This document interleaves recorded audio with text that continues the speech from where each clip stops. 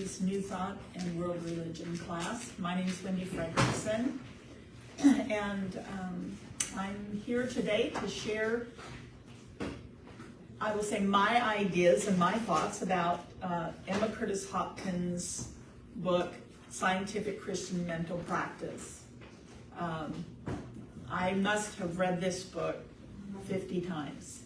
So it's kind of like, I have certain books that are like my Bible, like you study the Bible, and it's one of those for me. And some of her other books also. So I was just going to start just a little bit about Emma. So Emma Curtis Hopkins lived from 1849 to 1925. She was a spiritual New Thought teacher, leader, healer, and writer. She studied under Phineas Parkhurst Quimby and Mary Baker Eddy. She eventually left Eddy's Christian Science movement to develop her more eclectic New Thought metaphysics, which contained Gnosticism, Theosophy, along with early Christian and Eastern teachings. She was called the teacher of teachers because among her many other students, she taught Kramer and Brooks, the co-founders of Divine Science, Emily Cady, author of Lessons in Truth, Ernest Holmes, founder of Religious Science, and Charles and Myrtle Fillmore, the founders of Unity. And those students, she did such a good job, they went on to teach other eminent metaphysical leaders, including Emmett Fox, Florence Scovel Shinn, Louise Hay, and Michael Beckwith. She helped found and run teaching organizations until finally, they said in here, she finally became a wandering teaching and healing mystic for the last 30 years of her life.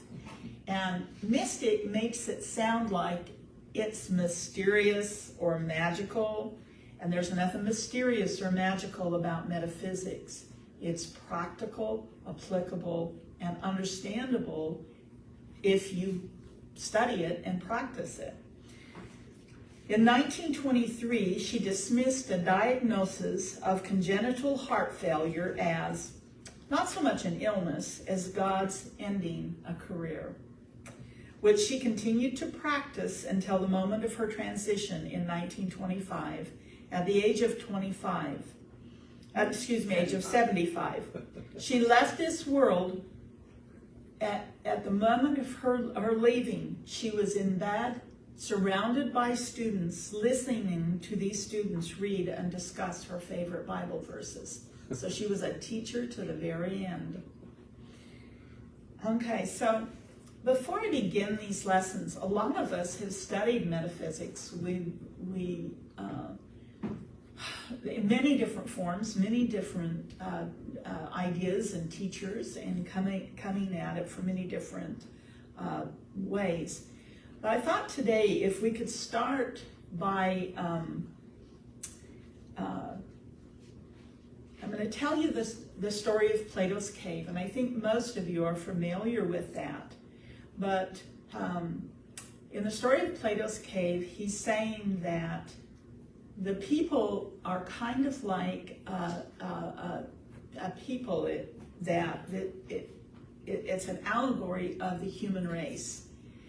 And we are in this cave and we're faced toward this wall, and there's a light behind us, and the light is filtering through us, and the shadow that we create is being projected onto the wall.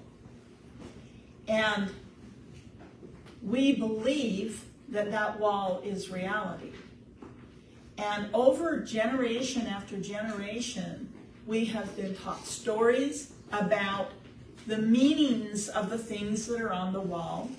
We have heard stories about what is true based on looking at the wall, what is dangerous based on looking at the wall, what values we should hold based on looking at the wall, and the stories that we've created about the wall.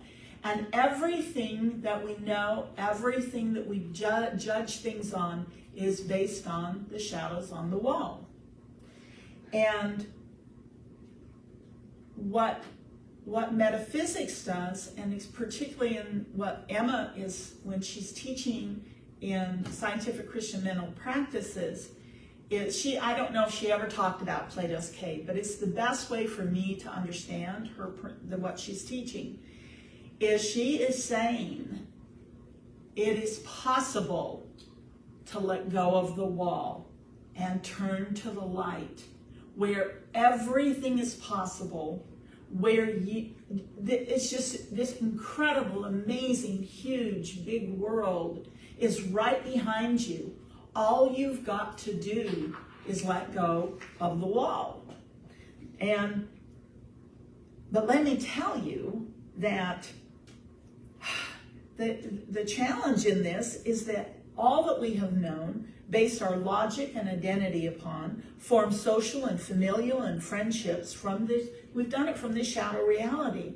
And often what it takes for someone to be willing to move onto the path of turning to the light is they have to have created such a horrible story on that wall that they just cannot bear to live with it anymore. That there's nothing for them on that wall. A lot of times we come into this because we have no hope looking at the wall anymore. And then we begin to be ready. And again, it's not saying that those that are looking at the wall should not, or that this is for everybody.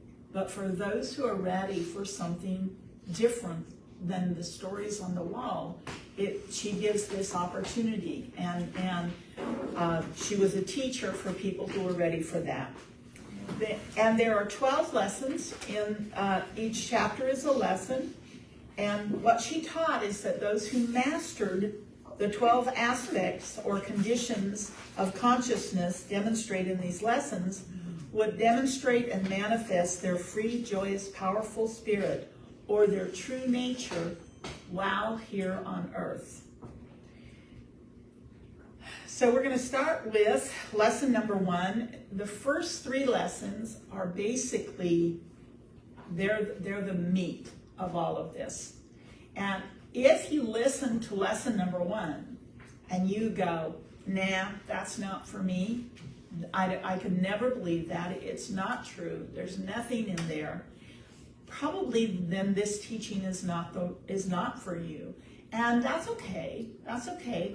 Go find, many of the metaphysical spiritual teachers would say, go find what works for you.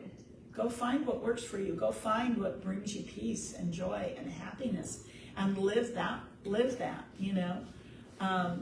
But for those who are ready for this, this is her statement of being. And in Unity, we basically say this every Sunday, or at least a version of this, and that is, there is only one presence and one power in the universe and in our lives, God the good, all-powerful, all-knowing, and everywhere present.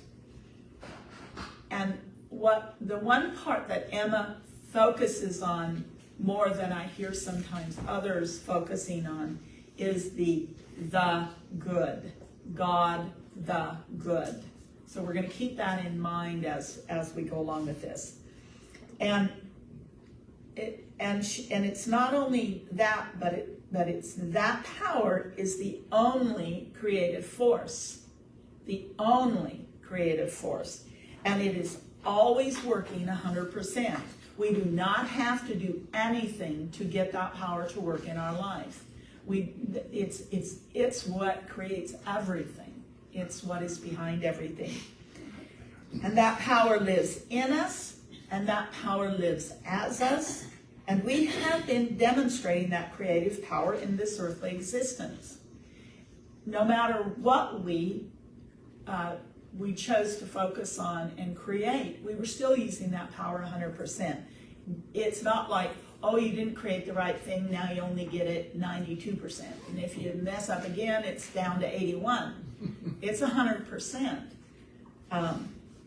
However, our powerful focused attention has been adulterated thereby creating a shadow, because we have forgotten that there is only God the good. There is only God the good, everywhere and in everything. And so we have created a shadow world, a lie about who we are and what's true. And that's what has made it so where it seems like there's something else beside the good in our lives. So Emma says that the way to live from our true nature of God consciousness is we have to now turn away from that lie that there's something else other than good, or there's something that separates us from God, or there's something out there to fight, there's something out there to stop. And instead, the work, or whatever you want to call it, is to see only God and only good. That's the beginning place. And it is to recognize that every aspect of God's creation is ever seeking to express that good. And it is to claim this perfect, divine, trustworthy, whole, unlimited nature in every aspect of life that we encounter, either mentally or physically. And then we base all future considerations, we're going to base all future considerations and lessons on an alignment with that truth. And so, again, I say, that's the starting place. That's where you begin to move to the light, is starting there. So when we change our mode of reasoning and focus on this truth, our earthly lives will naturally reflect these new ideas. That is just part of what will begin to happen. When we own heaven on earth in our minds and hearts, we will live in heaven on earth, in heaven while on this earth.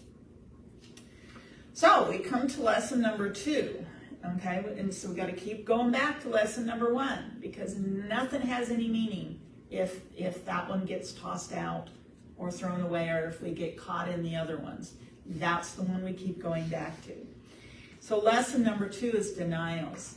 And sometimes this one can be the challenge for people because we believe in the wall. Mom believed in the wall. Grandma and Grandpa believed in the wall. There's documented evidence all over the place to prove the reality of that wall and to prove the reality of what's on there. Because everything that the people have been doing is looking at the wall and making stories about the wall and doing experiments about the wall and proving that the wall exists. So the denials are the first step, because we've got to begin to deny the wall. So as we remember that the nature of God in all life is only good, we will know at once if our attention is reflecting that truth. Now I want you, just at this moment, just kind of in your head go, am I thinking of anything that I'm thinking, well, yeah, there is God the good and that, but what about child molesters? What about murderers? What about Hitler? I mean, we got, what about? And for just this moment, I want you to just put all of those things on the wall. It's the wall. That's all it is. It's a shadow that we've convinced ourselves is true. It's just a wall, and we're just going to let that go there for just for right now. So, and we're going to begin to go and say, there's only one truth. There is only God the good. That is the cause of everything. That is who I am. That is who everybody I see is. That is the only thing present in every situation. And so we're going to deny anything that does not reflect that truth. We are no longer going to support any ideas that attribute power to any part of the shadow world or the wall. that we have created. We no longer need to destroy or manipulate or change or force others to see the shadow world anymore, because we know that it has no power to interfere with divine good. It is a literal waste of my time. It's a literal waste of my time. If my intention is to know God and know good and to live in this world in joy and peace and harmony. So I'm just going to say I'm done right with that. And Emma gives 6 specific subjects that help us, 6 of them that are really predominant on the wall. And the first one is, there is no evil. And what she'll say, and she has a line of reasoning, of logic, based on the first truth. And it is the only reason that we ever invented the idea of evil, because in the shadow world, we believed it was possible to be separate from God. We believed it was that we see this shadow world and we don't understand it, and so we want to make it a way for us to understand it. And so we made up stories about that, and they were stories about if something was awful, there had to be a reason, and we needed to explain that reason. But now that we know that God the good is the only substantial power behind life, and we understand that, and we own that, and we begin to live from that, once we do that, then we understand that if there is only God and there is only good, can there be evil? Can there be a mixture of evil? Can there be some evil or some not? Or can there be lack and limitation? Can there be bondage? And, I hear a lot of people talk about, well, you have to have both sides. If you didn't have pain and suffering, you wouldn't know joy. And I don't know that Emma would agree with that. I would say that Emma would say, I choose joy, I choose freedom, I choose love, I choose God the good, I choose it in everything. I'm not interested in the other. And it's not the other that makes that good. The good is already there. The good is the truth. And so the next one she would say is, there is no sin.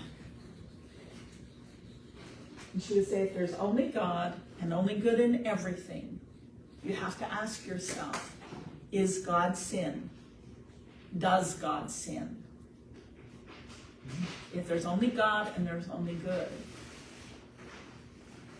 there cannot be sin unless God is sin. And again, when I first heard all these things, there was a part of me that goes, but. Because I kept going back to the wall to validate and verify the truth about this. And there's no way you can go to the wall and understand this truth or feel it inside or begin to live it, begin to see it, because you've got to turn away from the wall. Now this is one that is so interesting. And so to me, I love science. I love studying science. I am not a mathematician, but I love science and I love physics. I took a physics class once that was conceptual physics, and I can see the principles they talk in there. I can see them in my head, and they're just beautiful. And now I know that quantum physics and conceptual physics is really just a way of seeing God, and when it says there is no matter, even at the basic level in this physical world, in our story on the wall, we're beginning to understand that.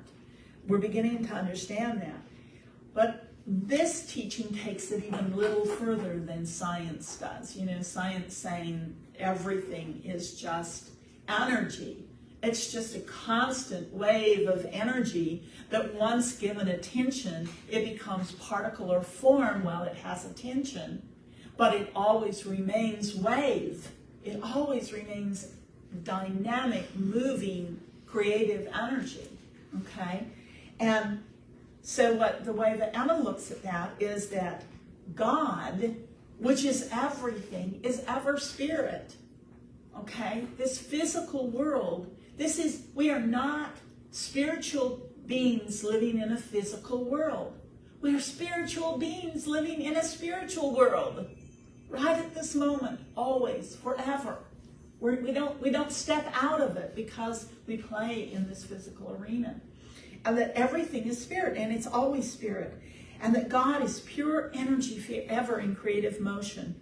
And that spirit never takes a solid or physical form which has the power to cause or create anything. There's nothing here that has any power. It's the spirit behind it. It's the spirit that it truly is. That's where the power is. That's where the creation is. And spirit is the life substance and intelligence where matter seems to be. And so Emma says that in this moment is to begin to say, I choose to know spirit rather than imagine matter. Because remember what matter is. The idea of matter is back there on that shadow wall. It's back there. So again, it's only our fear of the shadow that prompts us to believe in the power of matter over God the good. And illusions created by our belief in matter will begin to disappear as soon as we truly deny their existence and power. So matter expresses as transient and unreliable, even in science, which we kind of consider to be a really true demonstration of what's true about matter. So many times it doesn't turn out the same way. They do the same exact thing, they think, but it doesn't turn out the same way. And and we have to just keep saying to ourselves, matter, there's no power there. It's transient and unreliable, the idea of matter. It's not matter is, but the idea of matter, because that's all it is. It's an idea. And we go again to the idea that God is not transient and unreliable. And God is in and is everything. And so we just keep going back there. Therefore, there can be no matter. Matter can be given away, lost, changed, destroyed, or deteriorated. God is the substance of all things, and nothing of God can be given away, lost, changed, destroyed, or deteriorated. Even though, in the shadow reality, we can come up with some pretty interesting stories of how God can be lost, changed, destroyed, or deteriorated. I'm sure many of you have heard some of those stories. But therefore, because God is all that exists, matter cannot exist. So we begin to deny any form of absence. And in our idea of God, there is no absence of good. Also, there can be no delay in the idea of the way good comes to us. Okay, so time, difficulty of something coming here. All of the ideas about how easily something works, how fast something works, whether it will work, all of those things, again, are part of the shadow illusion. And so we go right back to it. God is here now, ever present now. There is nothing that has to take any more than this utter moment, this utter second for God. God is not, is not ruled by some idea of time and space or any of those things. So we've kind of got an idea about matter and some ways to use our understanding of the nature of God to apply it to the idea of matter. And so an obvious extension of there is no matter is there is no sickness. Because would you say that sickness would be a demonstration of something happening in the world of matter? Okay, it basically is something to do with matter. Okay, would be. And so if there is no matter, then there isn't any sickness. And we can attribute, if you say something, you go, that person has that. All of a sudden our heads go, oh my gosh, that person has that. So this is what's going to happen, and this is what's going to happen, and this is how they're going to be limited, and this is, and if we attribute to that contagion, or if we attribute to that genetic abnormalities, now we're going to not only see them as having those things, but we're going to see them now as moving out into the world with other people. And so we just go right back. There is only God the good. And if there's God the good, there can be no sickness. Now again, in our head, we might be going, why is this showing up? Why am I experiencing this? Why did my mother die of this? Why? And we can give plenty of examples of the power of sickness and the power of matter manifesting as sickness. But again, right now we just have to say, I am going to leave that on the wall. For right now, I'm going to leave it on the wall. I'm not going to ask why for all of these things. I'm just going to say, I'm going to trust this possibility. Then there is no death.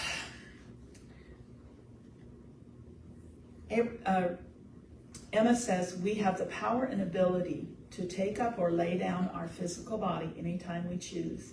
Either expression of our power to choose, create, release, and create anew are all perfect. In other words, if I lay down this body and do something else, have I created some lack or limitation?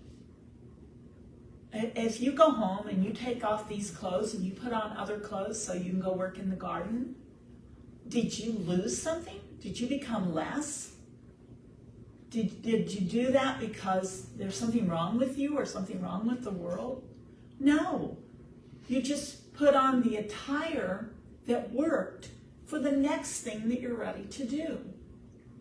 And we've created this big, huge drama on the wall about this amazing, amazing aspect that we have to change not only the world we experience, but to change our own self, to be able to live this amazing, eternal, creative life with joy and choice. So she would say, we just said this power of choice and creation is never an expression of loss or lack. It is all part of our beautiful, amazing, free, limitless expression of eternal life and of God the good. And when we begin to see that, when we begin to say, when we go, there is, and when I say death, I'm not just talking about the word, I'm talking about all of the stories we tell about it, and the idea of loss. If someone comes in and they say, so-and-so died, a lot of you go, oh my God, oh, how horrible. And that's what I used to do.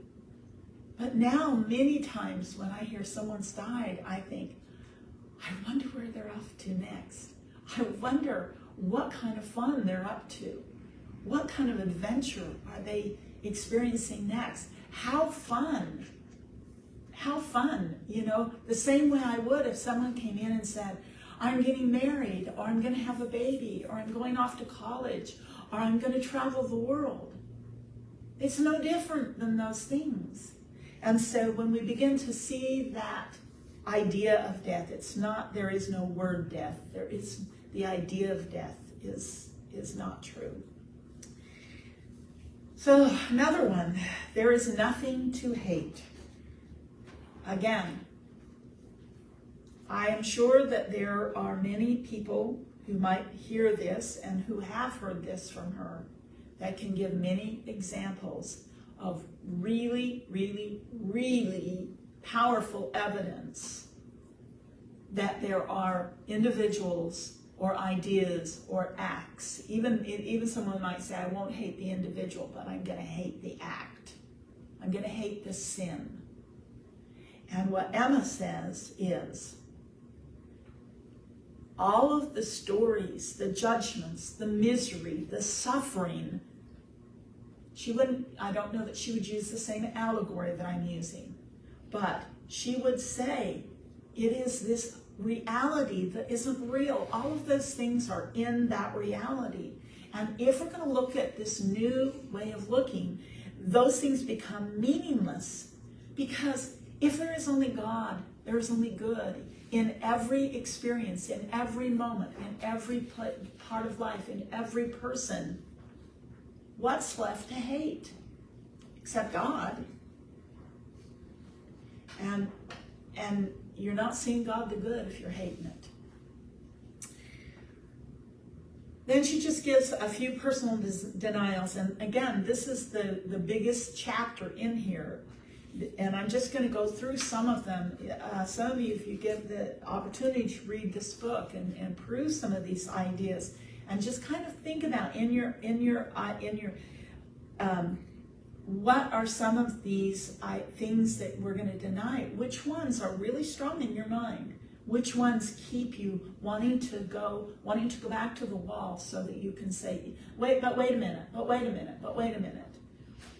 So Emma would go, I deny any thought that sees me or any other person as anything less than God. And I just got a letter to call me to jury duty. And I don't mind doing jury duty, not a bit. I don't mind experiencing this world. But last time they called me to jury duty, at the very end of jury duty, they ask you a question and they say, is there anything, religious or any other way, that will stop you from basing a judgment about this case based solely on what you hear in this courtroom? And what could I do but raise my hand? And I said, I cannot possibly do that. I said, because I base my judgments on there is God and there is good in every single one of us. And that it is my spiritual journey and spiritual duty to look for that good in everything. And there was a young man who was like this, sitting. I said, I can only look at him and see God shining forth from his eyes.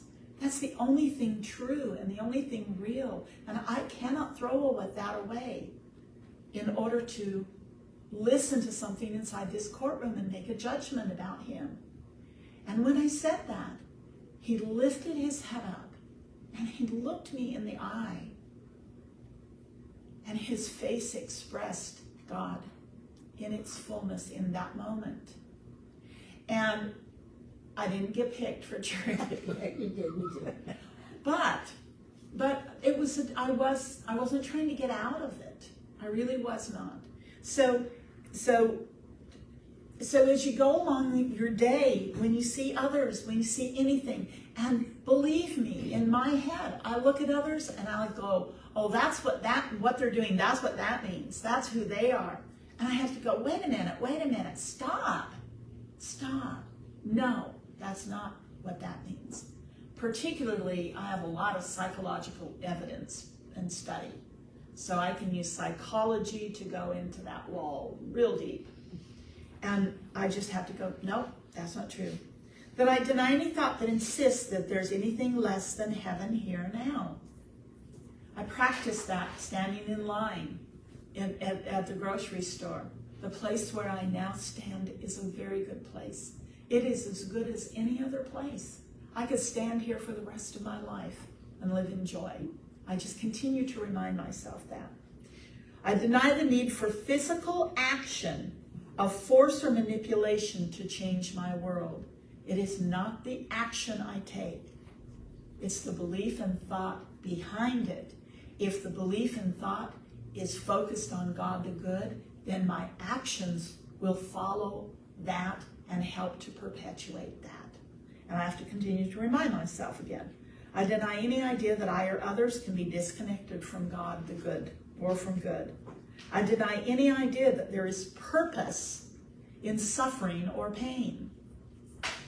I'm so glad I went through all that horrible pain, because I wouldn't be where I am now.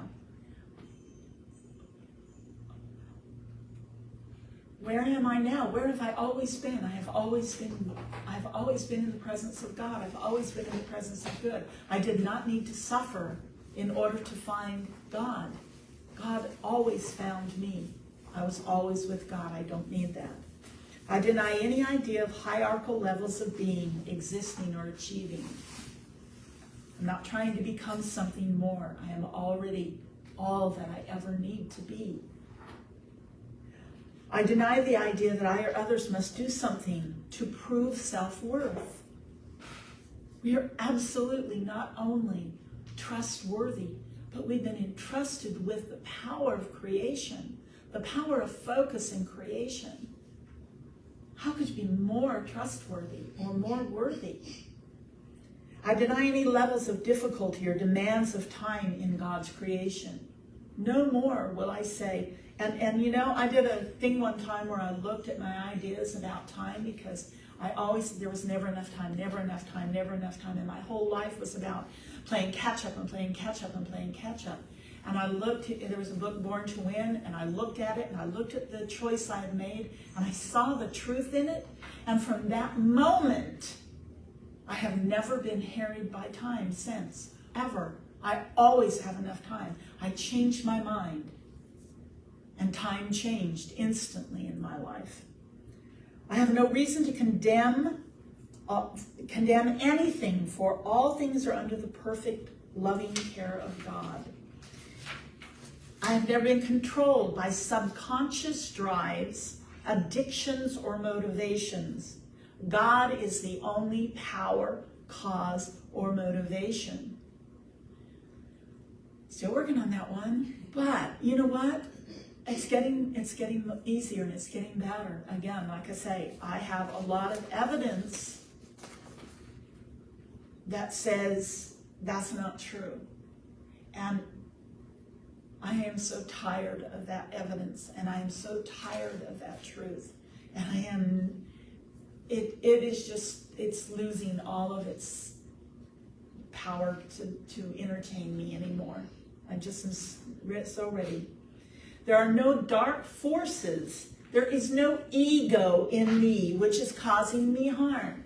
I do not have anything in me that is against me or against God or against good that I need to purge or that I need to dominate and control or anything. All of those things are part of the story on the wall. And they're not there. That's not who I am. That's not who God is. I am filled only with God's good, loving force. God is free now, and I am free now. Now, I've told you, number 2 is the big one to go through. And I have spent a lot of time reminding myself over and over and over about all of those ideas. And the more that I do that, the more that I begin to see the truth in them, the more that this world begins to give me evidence that that's true. And all I can say is, if you are sick and tired of the shadows on the wall being your reality, then it's worth beginning to look at those things and beginning to say, at least, what if?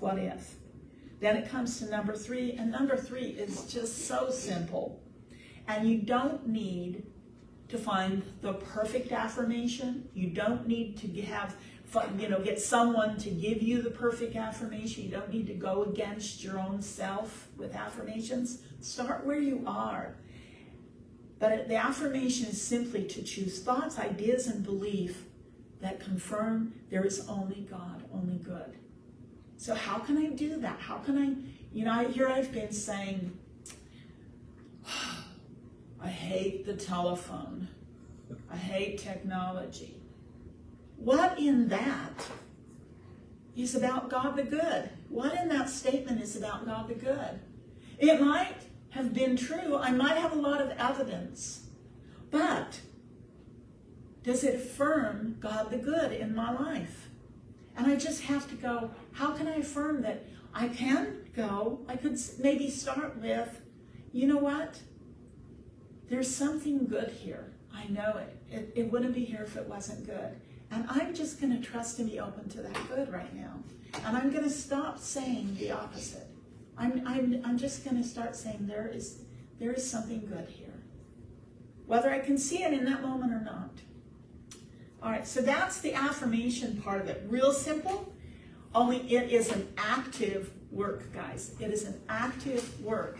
Because if I don't plan to say something different, then I'm going to continue to say what I've always said. And you can ask Don, when I need something, when there's a thing I need to affirm or I need to deny that is big time, it is written and it's slapped on my wall. It's put, at one time, I had written all over the house when Don and I first got together. This world is not broken and I do not have to fix it. And I said it over and over and over and over and over until it became a part of me. And so that's, with affirmations, those are gifts. Those are just gifts. And create altars to affirmations. Find pictures that support what you want to affirm.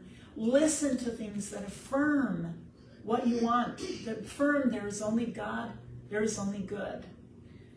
Okay, so now we get to lesson 4, and that's faith. And it's interesting how she talks about faith. Because she says, acceptance of the first 3 principles lead us to a course of mental action that not only requires an act of faith, but actually releases our faith. And so there's kind of a sequence of reasoning. We have to just keep going back to God is all-powerful, all-knowing, and everywhere. Every being is good and worthy of all God's blessings. Lack in any form is not God. Therefore, it is nothing. It is nothing. Does not deserve my attention. And we just keep going back. So that's the first one. Then again, we reject anything that contradicts that. And then we begin to gather ideas that confirm God the good. And I don't know about you guys, but one of the best ways that it works for me to do that is playing games. Hugh Prater has a book called, I think it's a Book of Games in there. And one of those games is kind of a fun game. It says, you're a detective and you're gathering clues that say this is true, okay? And so that morning you start, I'm a detective today and I've got my little book and I'm gathering evidence and gathering clues that there is only God the good. And you're just looking for it. You're just amazed looking for it. Or when I begin to change my idea about men being not so good, what I began to do is I began to look for, I looked in the world. It was like so fun to look, and every time I saw a man do one tiny little thing that was loving or caring or good or anything that I wanted in the man I wanted to spend my life with, I would just go, yes, yes, there it is, I see it. It can only be getting bigger and more in my life. But I chose those games. I got up in the morning, I consciously chose those games. When my 2 of my children have passed, and when my son passed at 19 from a fall off a mountain, I was, in that place of really, really, really believing in the suffering and pain of death. And I said,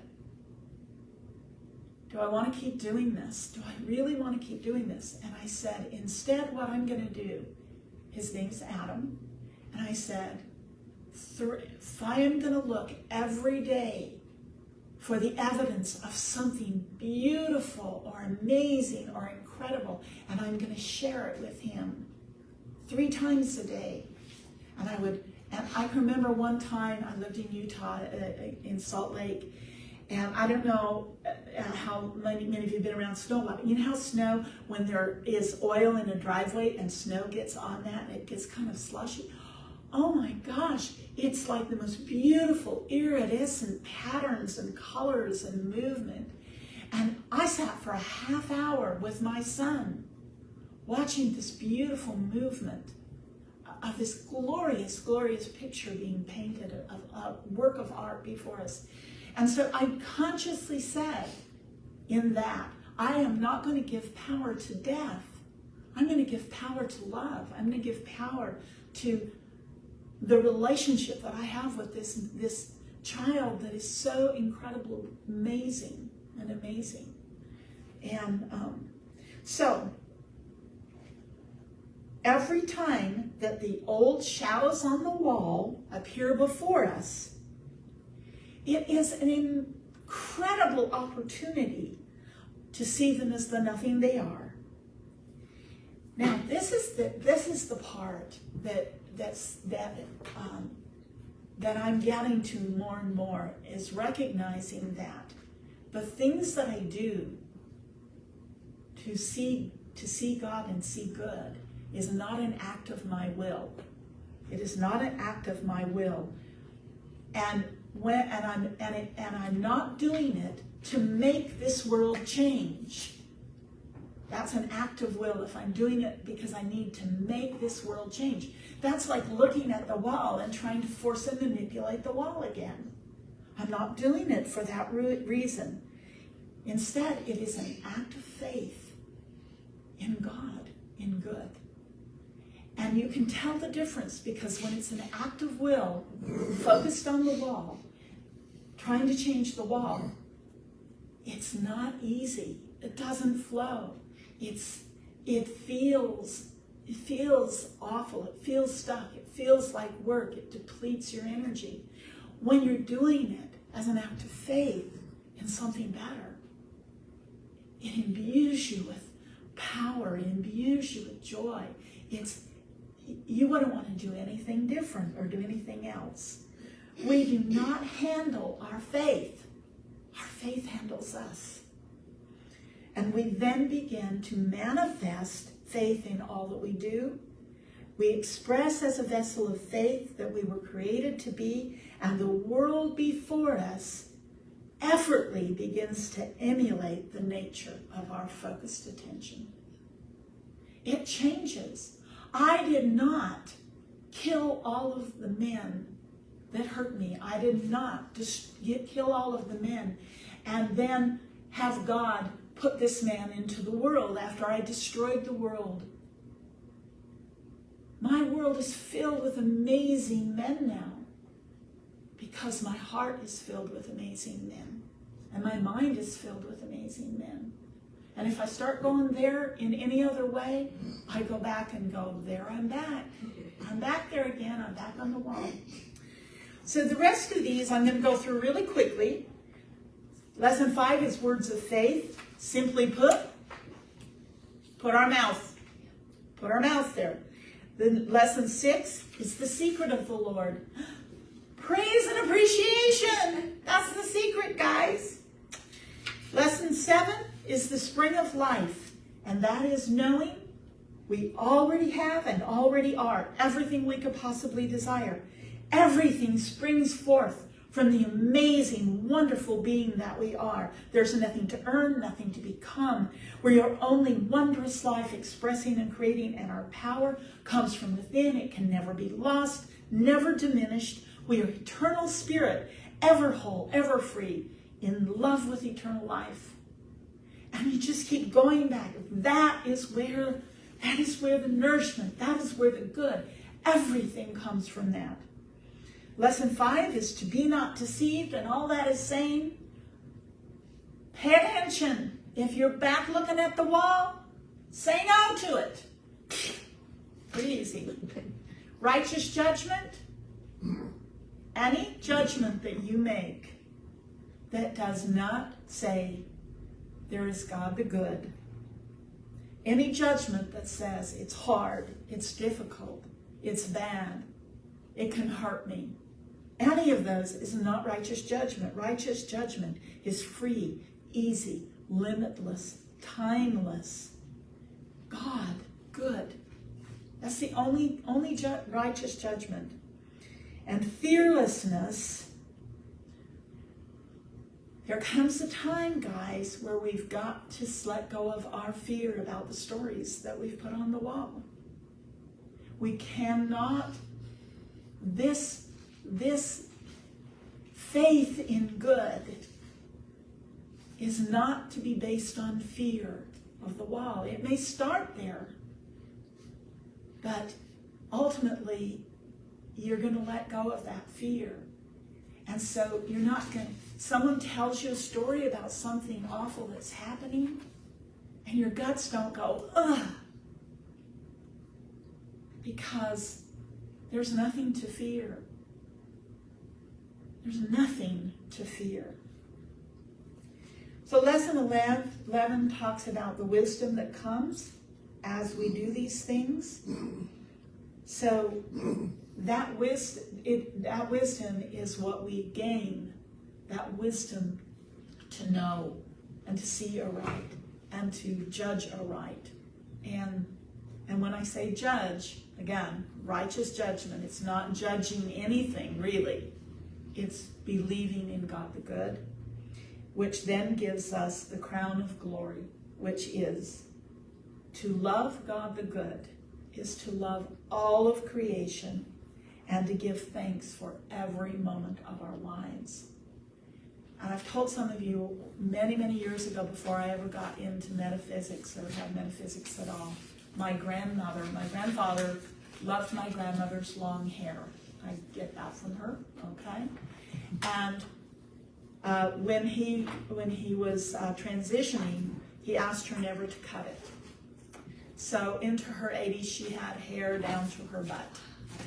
And I would go once a month and I would do her hair and I would wash it and I'd spend the night and we'd do fun things. And then the next morning I'd put it in a French twist and get it all up and put hairspray to hold it for a week.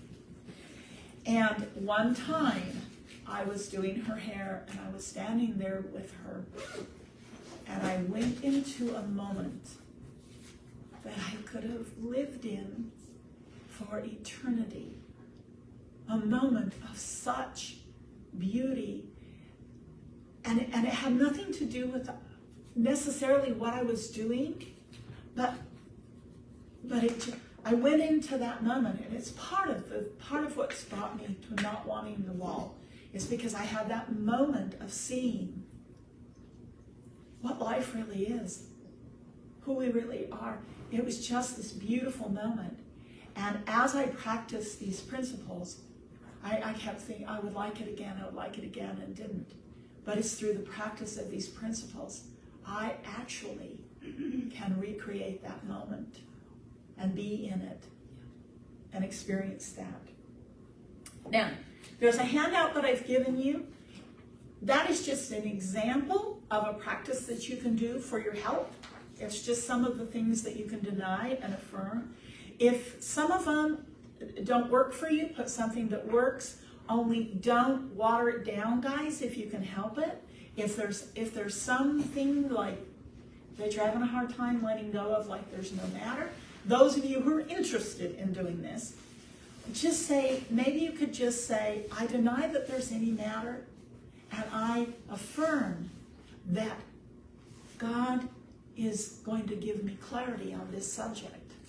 I affirm that that's the truth, that I will know the truth of this, and begin to affirm that. So that's all that was for you to look at. So what I'm going to end with real quick, we are, my wonderful poet husband, I'm going to share with you a couple of poems. We're going to end with that really quick, that speak to what we've been talking about here. This one is Recipe for Contemplation. Oftentimes when the winds of frantic circumstance attempt to sweep us along to unwilling compliance, the soul cries out in protest for its freedom of choice, for it has been our birthright, a reason to rejoice. But through the flames of conflict, it's difficult to see Elysian fields of heaven's ideals for which we make our plea. For urgency makes its demands to force our compliance, to placate the circumstance, but offers no reliance. At moments of such crisis, wisdom would recommend to remember who and what we are, and that we can transcend. For in essence, we are spirit, just as we were created, before the earth was ever made and then populated. Such focus elevates the mind, and soon the spirit responds, opening the floodgates to thoughts that correspond. Lesser concerns seem to fade into proper perspective. Reality comes into focus. Decisions become more effective. Here in this sacred space, you can make anything so, using imagination freely as you go. Think of your favorite flowers and see them fill the scene. Now add the most beautiful music that has ever been. Recall your favorite color and let it fill the air as you add your favorite fragrance to the whole affair.